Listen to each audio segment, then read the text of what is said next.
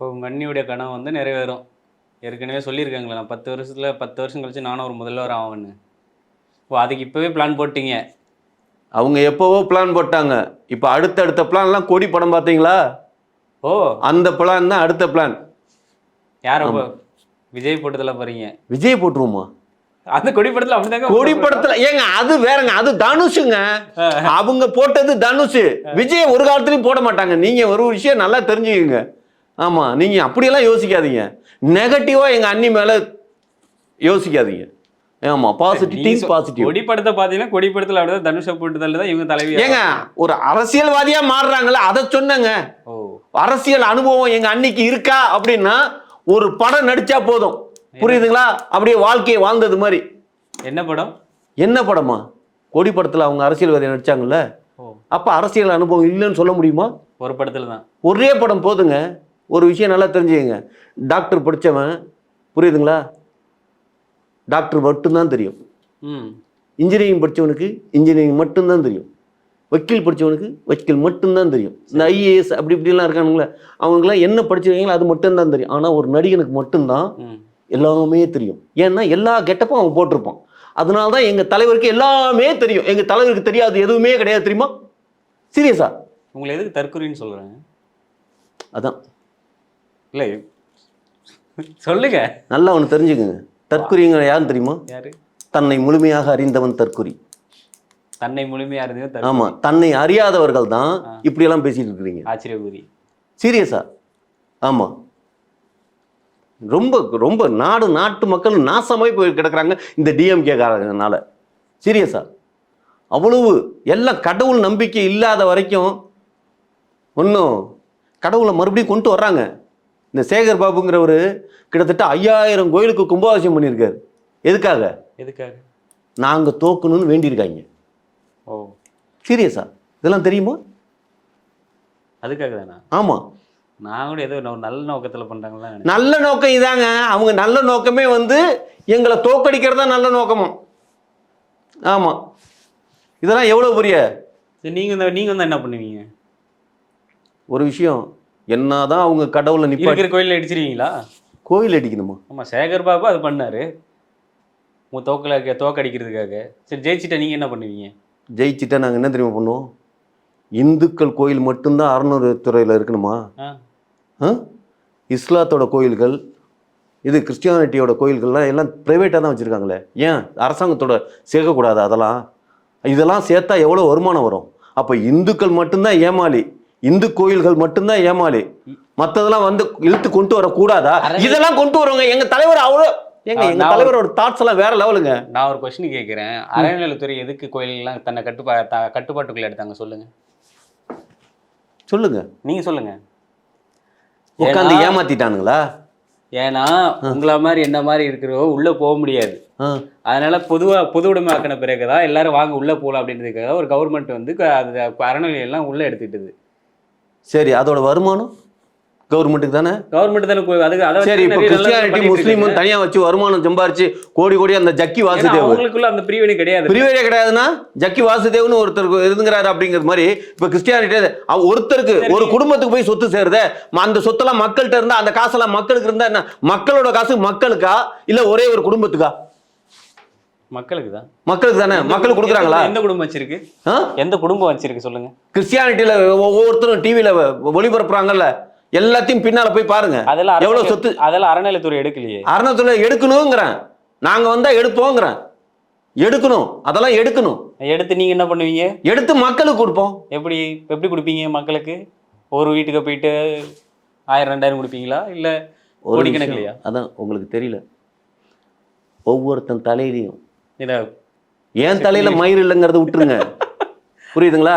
நான் சின்ன வயசுல வந்து ரஜினி மாதிரி ஸ்டைலா இருக்கணும்னு அடிக்கடி இப்படி தேய்ச்சேன். அந்த வயசுல ரஜினி மாதிரி ஆக முடியல. ஆனா ஆண்டவன் எனக்கு இந்த வயசுல தான் ரஜினி ஸ்டைல் கொடுத்துருக்கான். ஒரு ரஜினி மாதிரி இல்ல. ஏங்க இப்ப இருக்கிற ரஜினி மாதிரி இல்லையா? அதான் ஆண்டவனோட படைப்பு நீங்க தப்பாக்குறீங்க. புரியுதுங்களா? யாருடைய படைப்பு? ஆண்டவனோட படைப்பு. எது ஆண்டவனுடைய படைப்பு? ரஜினி தலையும் என் தலையும் ஒரே மாதிரி இருக்காங்க. இப்ப சிரிக்காதீங்க, சீரியஸாங்க. இருக்குல்ல, நியர்பையில் இருக்குல்ல. அதே மாதிரி தான் இருக்கா? ஆனா சரி. முட்டு கொடுக்கறதுக்கு ஏத்த தலை இது. வலிக்காது, ஒண்ணும் இல்ல, சாஃப்டா கொடுக்கலாம். பார்த்தீங்களா? ஆமாம், உண்மைதானே? நாங்கள் முட்டு கொடுக்குறோன்னு நினைக்காதீங்க. ஆமாம், நாங்கள் உயிரையும் கொடுப்போம். எல்லா கட்சிக்காரனையும். அதான் 40 பேர் கொடுத்துட்டீங்க. ஏங்க அதைத்தான் சொல்கிறேன். அதுக்கப்புறம் இப்ப ரீசெண்டா கொடுத்தீங்க, ரைட்டுங்க, கொடுத்தீங்க. எல்லாமே இருக்கட்டுங்க. ஏங்க நான் சொல்றது உங்களுக்கு புரியுதா? மற்ற கட்சிக்காரன்லாம் எல்லாம் மயிராடிங்களா உயிரை கொடுக்குற, உயிரை விடுன்னு தான் சொல்லுவான். ஆனா இது வரைக்கும் எந்தாவது கட்சிக்காரன் உயிரை கொடுத்தானா? எங்க கட்சியில் எப்படி கிட்டத்தட்ட 50 பேர் உயிரை கொடுக்கல. நீங்க தானே கொன்னீங்க. ஹலோ, இதுக்கு வேற நான் புதுசா சொல்லணுமா? ப்ளீஸுங்க புரிஞ்சுக்குங்க. இந்த திமுக காரணங்க பில்லி சூனி ஆவி ஏவல் வச்சு ஏவி உள்ளார கருப்பு ஆவியை விட்டுட்டாங்க. கருப்பு ஆவி. அதனாலதான் இந்த நிகழ்வே நடந்தது. அது தெரியுமா? சீரியஸா? கொடூரமானவனுங்க. ஆமாம். அப்படியா? ஏங்க ராக்காய் பாளையத்துல வெத்தலையில மை போட்டு பார்த்தாச்சுங்க. என்னது ராக்காய் படத்துல வெத்தலையில மை போட்டு ஜோசியாரன் சொல்லிட்டான். ஓ ஆமா. எப்படி தெரிஞ்சுச்சு? எப்படி தெரிஞ்சுதா? எப்படி உள்ள வந்தாங்க, எப்படி கொண்டாங்க? அதெல்லாம் வந்து சிபிஐல எங்க தலைவரை கூப்பிட்டு அடுத்த மாசம் விசாரிப்பாங்க. அப்ப நாங்க சொல்லுவோம்.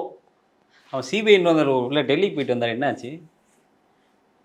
சில பேர் அது சாரிங்க, நான் அதை சொல்ல மறந்துட்டேன். சில அஜித் எல்லாம் அவார்டு வாங்க போனாரு, சூர்யா அவார்டு வாங்க போனாரு, இவர் சிபிஐ விசாரணைக்கு போயிட்டு இருக்காரு அப்படின்னு நான் சொல்லல, உங்க ஆளுகளே தான் சொல்லியிருக்காங்க. நான் யாரையும் இது அப்படி சொல்ல. ஆமா, இந்த அவார்டு வந்து அப்படியே இவங்க நடிச்சது கொடுத்துட்டாங்களா? அவார்டுங்கிறது நல்லா ஒன்று தெரிஞ்சுக்கங்க, காசு கொடுத்து வாங்குறாங்க. ஓ, உங்களால வாங்கல? இப்போ எங்களுக்கு அது தேவையில்ல, அதனால வாங்கல. ஆமா, சீரியஸா? இது ஒரு பதில் இல்ல. நீங்க நடிச்ச படம்னு கொடுத்துருக்காங்களே, அந்த படத்துக்கு பதில வேற எந்த படமும் நடிச்ச படம் வேற எவன் படமும் வரலையா? அந்த படம் நல்லா இருந்திருக்கு, கொடுத்தாங்க. நல்லா நடிச்சிருக்காரு, கொடுத்துருக்காங்க. ஆமா, உங்க ஆள் வந்து டாப் ஸ்டாரு, பெரிய ஹீரோ, பெரிய ஃபேன் பேஸ் உள்ளவர். ஏங்க உங்க ஆளுக்கு அவார்டு, நேஷனல் அவார்டோ இல்லை பெரிய ஆஸ்கார் அவார்டோ எதுவுமே ஏங்க கிடைக்க மாட்டேங்குது?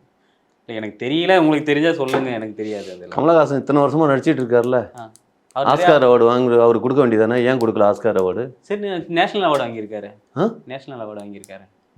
நேஷனல் அவார்டு எல்லாரும் தான் வாங்குறான். அண்ணன் வாங்கியிருக்காரு. ஏங்க நான் சொல்றது வந்து நாய் பேயெல்லாம் வாங்குது, எனக்கு தெரியாது. ஒரு விஷயம் தகுதி இருக்கிறோம். ஏன்னா நல்லா ஒன்று தெரிஞ்சுங்க, அதெல்லாம் கிடையாதுங்க. காசு கொடுத்து வாங்குற அவார்டை நான் வாங்க மாட்டேன். சிவகார்த்தி கூட வாங்கினாருங்க. ரைட்டுங்க, அதான் சொல்றேன். உங்களுக்கு நல்லா தெரிஞ்சுக்கங்க, இந்த நாட்டில் சங்கீதம் படிச்சு சங்கீதாவை இல்லைங்க, சங்கீதம், சாஸ்திர சங்கீதம், அதை படிச்ச எவ்வளோ பேர் இருக்கான், புரியுதுங்களா? அவனெல்லாம் கூப்பிட்டு விருந்து கொடுத்து அவார்டு கொடுக்கல. இந்த கொலவரின்னு பாட்டு பாடினாங்க, கொலவரி பாட்டு வந்து அவ்வளோ சங்கீத அகாடமி அப்படிங்கிற இதில் கற்றுக்கிட்டாங்களா? புரியுதுங்களா? எதுக்கு கூப்பிட்றாங்கன்னு தெரியுதுங்களா? அண்ணன் கூட நிறைய பாட்டு பாடியிருக்காரு. வேணாங்கிறான், காசு கூட நிறைய பாட்டு பாடியிருக்காரு. தொட்டபெட்டாவுக்கே கொடுத்துருக்கலாம், கொடுக்கலையே. ஆமா, கொடுக்கல. ஏன் கொடுக்கல? அதான், புரியுதுங்களா? அங்க வந்து அவார்டு கமிட்டிங்கிறது ஒருத்தருக்கு மட்டும்தான் வேலை செய்யறாங்க.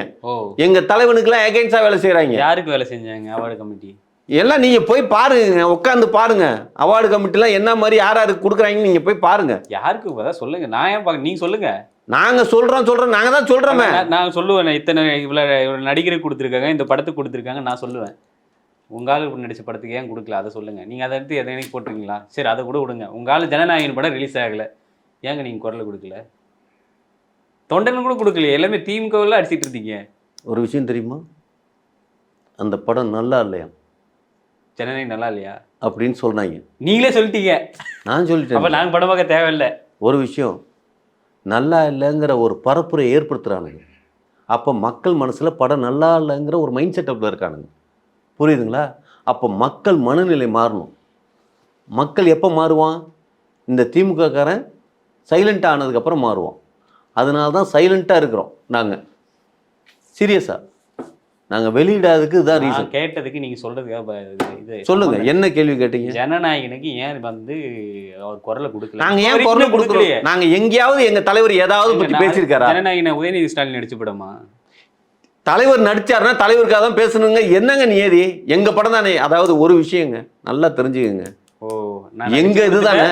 நான் நடிச்சு கொடுத்துட்டேன், அது ஓம்பாடு எப்படியே போ. அப்படி கிடையாது, நான் நடித்தது என்கிட்ட இருக்கட்டும். என்னை எப்போ ரிலீஸ் பண்ணுங்க எனக்கு தெரியும். தயாரிப்பாளர் தலையில் கொள்ள போட்டு தயாரிப்பாளருக்கு என்ன நஷ்டம்? எங்க 500 கோடி எங்க ரூபாய் தலைவர் பட்ஜெட் சம்பளத்தை விட்டு கொடுத்து நடிச்சாருங்க. எவங்க சம்பளத்தை விட்டு கொடுப்பு நடிப்பான்? எப்படிங்க விட்டு கொடுத்தாரு? என்னங்க சொல்றீங்க? இது வரைக்கும் எவனாவது சம்பளம் நியூஸ் வாங்கலையா சொல்லியிருக்கானா? படத்துக்கு? எங்க வாங்கினாரு? என்னங்க சொல்றீங்க? 200 கோடி ரூபா வாங்கினாரு, அதெல்லாம் வாங்கல, திருப்பி கொடுத்துட்டாரு. திருப்பி கொடுத்துட்டாரு. ஆமா, இல்லாட்டினா இந்த இந்நேரம் ஒரு ப்ரொடியூசர், நஷ்டமான ப்ரொடியூசர் என்ன கத்தி கதறிக்க மாட்டான்? ஆமா, கத்தி கதறனா சொல்லுங்க. அந்த ஆள் அடுத்த படம் ஷூட்டிங் போயிட்டான் தெரியுமா? அப்ப ஏத்துக்கிட்டாரு, அந்த நஷ்டத்தை கவலைப்படாது நான் பாத்துக்கிறேன் அப்படின்னு இருக்கு. சீரியஸா? உங்களால அடுத்த படம் நடிப்பாரா? ஆ, அடுத்த படம் நடிப்பாரா? நல்லா ஒன்று தெரிஞ்சு, உங்களுக்கு தான் தெரியும். அடுத்த படம் நடிப்பாரு, அண்ணி கூட சேர்ந்து நடிப்பாரு. அண்ணி கூட ஒரு ரீஎன்ட்ரி கொடுக்குற படம் வந்து வேற தனியாவா? லெவலில் இருக்கும். பயங்கரமா இருக்குமா ஃபைட் சீன்? கில்லி பார்த்தீங்கல்ல? கில்லி. ஓ, கில்லிக்கு கில்லி பார்ட் 2. கில்லி பார்த்து இல்லை, இது சல்லி.